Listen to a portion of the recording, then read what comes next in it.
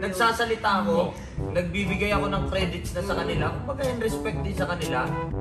Kung ano-anong sinasabi sa akin, pinagmumura ako, pinagpapapakyon ako. Wait lang, yung sinasabi pa ni Boy Tato, ano yung sinasabi mong pro ako? Ano, sino nagsasabi na pro ako? Yung coach mo, pati ikaw, Boy Tato. We are live! Good day, everyone. First, I would like to thank Sir Manny Pacquiao, Sir Sean Gibbons. Mark Antaya will translate. First, I would like to thank God for giving me this strength. We'll have the main event of the evening, Casimero! Okay, so mga kaibigan, magbabalik ensayo na po ang Lotayo Brothers Plus One. Si Billy Lotayo, magaling na po siya, so sasama na po siya sa ensayo mga kaibigan. And ito, pasensya na nga po pala dun sa mga tropa natin na nagtatanong kung paano tumalpak nung nakaraang Battle of YouTubers. Pasensya na po, dahil wala pong talpakan nun, pay-per-view lang. Pasensya na sa mga tropa natin hindi nakatalpak. Sorry po. Teka lang, meron ako ano dito, game na nilalaro. Parang talpakan din siya, ang ganda. Nakaka-cash out ko nga lang eh. Ituro ko sa kanila, parang... Oh, sige. Ito pala. So, kung gusto yung mga hindi nakatalpak, kung gusto niyo naman ng mga laro na pwede kayong pumusta, pwedeng magtalpakan, pwede kayong manalo, sige, check natin itong nilalaro ni Roxanne. Tuturo natin sa inyo. Okay, so, i-click nyo lang itong link na ito. Makikita nyo sa description. Isasama ko. Click nyo lang yan. Tapos, click to download. So, Sunny Game to mga kaibigan ha. Okay, download mga kaibigan. Okay, so pagka-download niya, open lang. Yan, so yung Sunny Game. Ayan, oh. So, syempre, install. So, napakadali lang ito kung gusto nyo ng mga pastime na gusto nyo makakuha ng pera. Easy money lang to mga kaibigan. So, yan. Sunny Game. Tapos, register. Tapos number. Number mo. Teka lang. 8. okay, nalagay na yung number. Syempre, gagawa kayo ng password ninyo na kayo lang ang nakakaalam. Yan. Okay, tapos OTP. So, pag kililink nyo yung send, magsisend yan ng code sa number ninyo. Antayin nyo lang. Okay, so nalagay na natin yung OTP code. Register. Ayan, oh. At ayan na, mga kaibigan. Ayan. So, pwede na kayo maglaro. Mamili na lang kayo dyan. Ayan, oh. So, Dragon versus Tiger. Dragon. Tsaka ang maganda dyan, pag download nila, meron na silang 5 pesos. Pwede na sila maglaro. Ito yung favorite kong laro dyan, itong Dragon versus Tiger. Ayan. Nanguhula ka na kung lalabas ba ay Dragon or Tiger. Na, di ba, may pinibigay ka ng 5 pesos dito. Hintayin natin yung next round kasi may nalalaro pa. Start bet. Kung nari mag-bet ako dito, 1 ako. Dito nakabet ako ng piso. Pero mas maganda kung marunong ka tumingin dito ngayon. Dito ako nag-bet sa Dragon, dapat pala Tiger.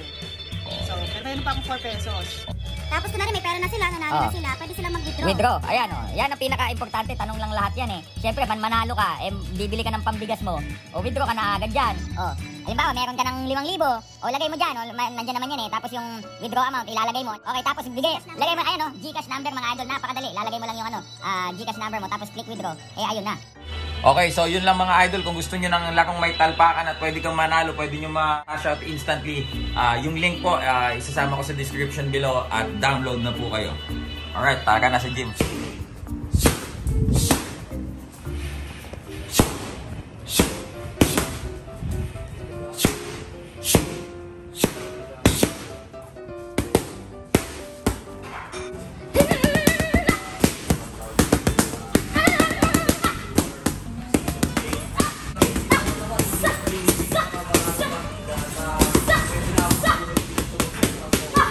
Okay, so mga kaibigan, mga tol, umiiyak yung team nila Boy Ungas eh.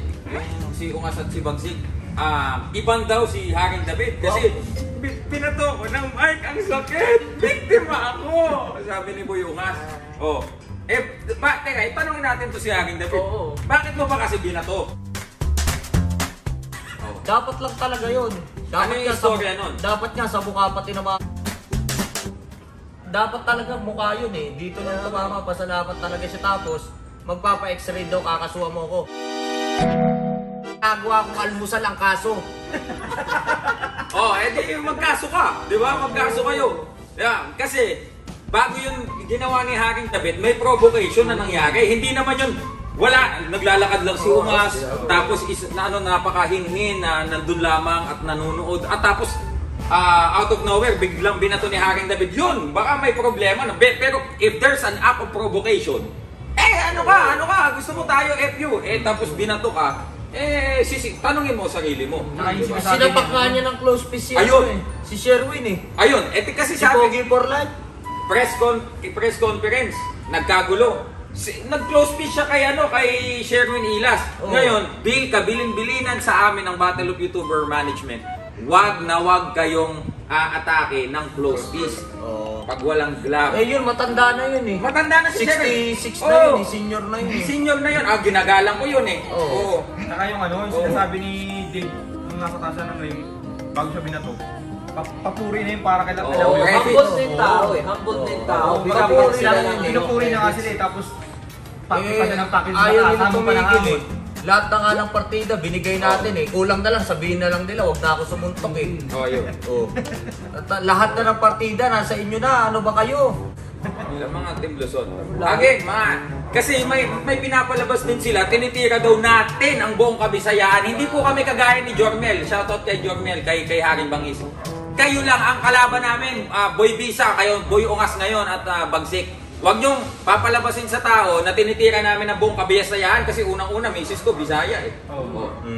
Huwag niyong papalabas na ayan, tinitiran lang buong. Iba kami, iba si Jormel, iba si Haring Bangis.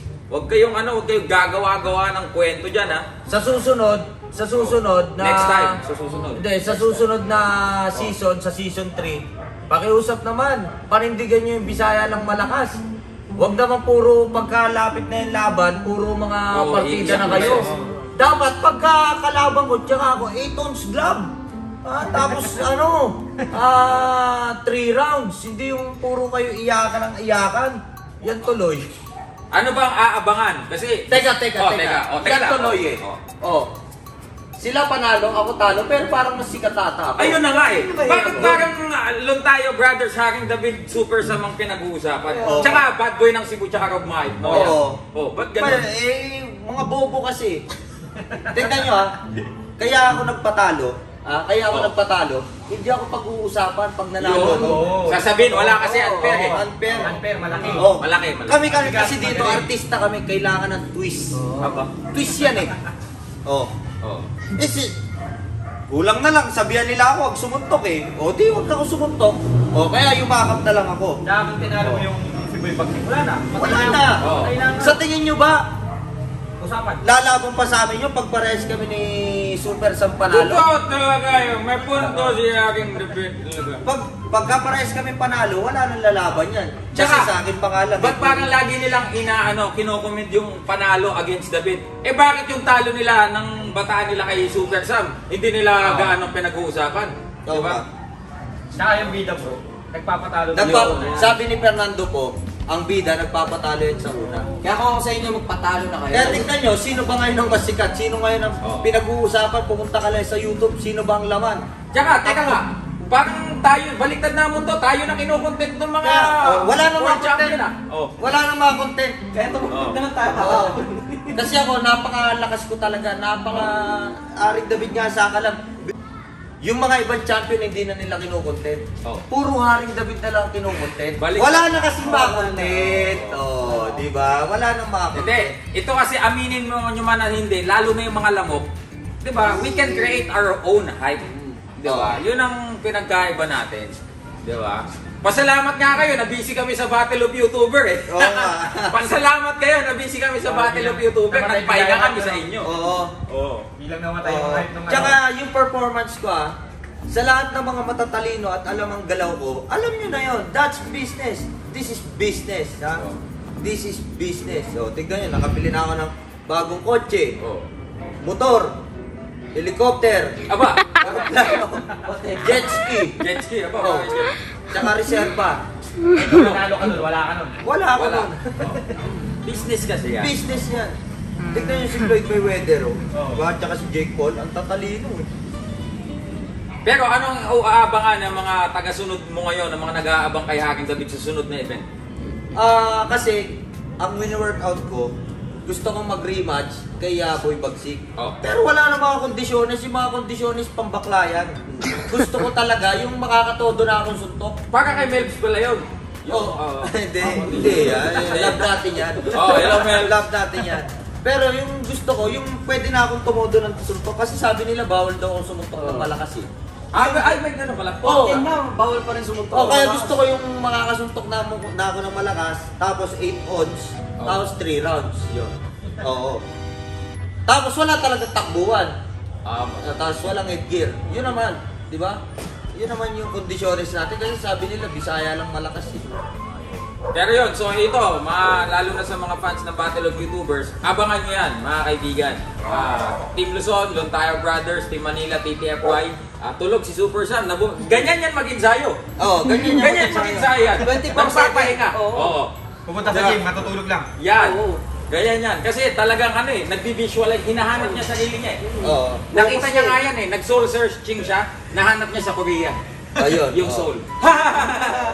Natutulog na habang nagtitraining. Okay, so yun, abangan nyo po next season ng Battle of YouTubers at maraming salamat ulit, pasalamatan natin Boss MG, Boss Rendo, syempre kasama na sila Sir Jonah dahil sa inopen nyo sa aming opportunity, ang daming business opportunity ngayon pumapasok sa atin, so hatakan lang paangat.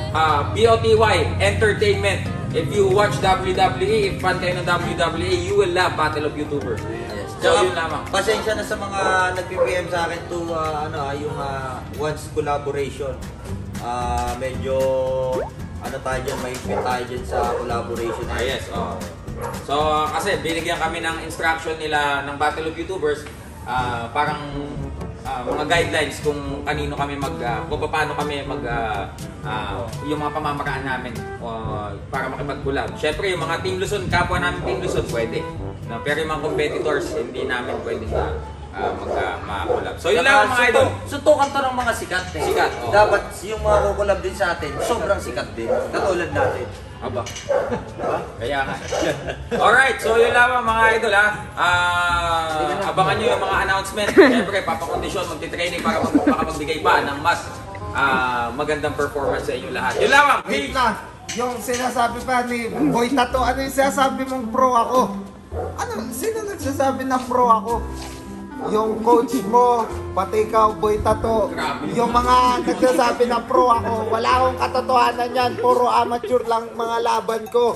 Ni minsan hindi ako pumasok sa professional boxing.